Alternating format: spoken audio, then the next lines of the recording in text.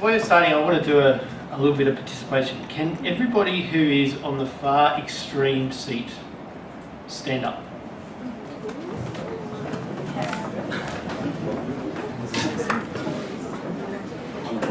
Everyone can look around, just get a sense of how many people are standing up right now. That's roughly the proportion at any given time in the population of people who have a mental health difficulty. About 1 in 4, 1 in 5. Can everyone on the inside seat stand up?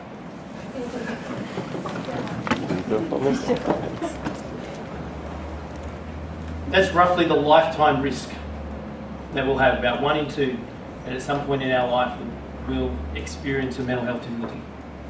So if you want to get some sense of what's going on and why I would say that mental health is the biggest health issue going around at the moment and will be the biggest health issue in the next 15, 20 years, then essentially it's because it affects either us, someone we love, or someone we know.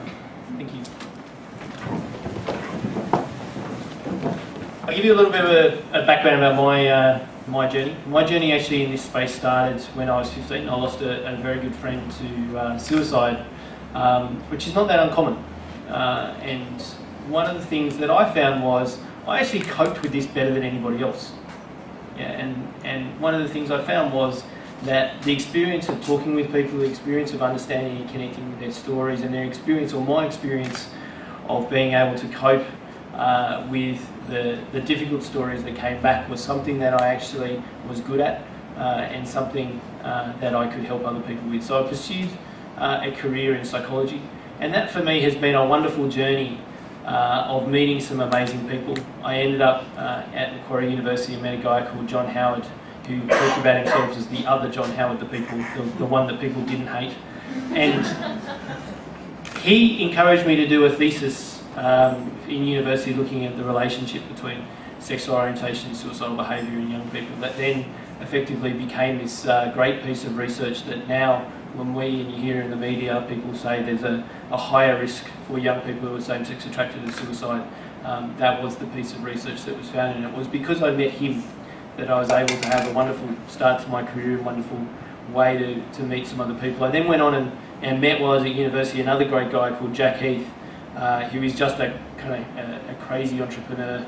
And if you've seen the story on Australian Story about him, you'll get an understanding. He left the Prime Minister's office to start the world's first web-based suicide prevention service, reachout.com, and I met him when I was 20 and I was employee number 2, and after 15 years of service have continued with Inspire and helped launch it right around the world.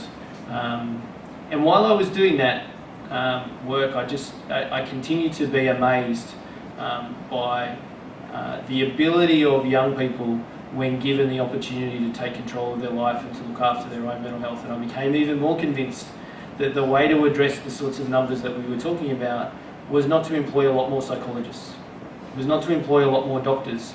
It was simply to reframe how we understand our community and what it is that we can do to better support each other and how we value our well-being. And it led me to meet another amazing guy called Chris Sidoti, who used to be Australia's Human Rights Commissioner, and with him, he and I went across Southeast Asia, working in Indonesia and Cambodia, helping people better support and care for children and young people who are at risk, and in terms of young people in juvenile justice and young people living on the street. And from that I really kind of continued on my work with Inspire Foundation, which has really kind of brought me back to what I consider the beginning of my career after 15 years.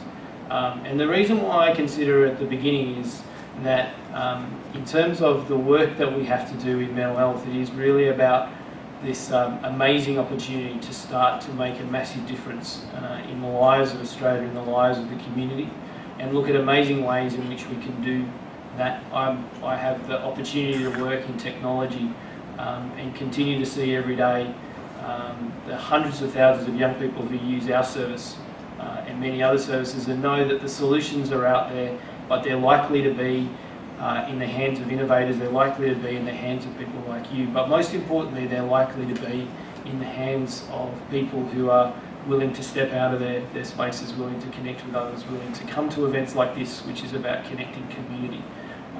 So I guess my beginnings are really about an ability to participate in events like this and know that because of this stuff, we can do wonderful things to improve our own mental health and the mental health of others. Thank you.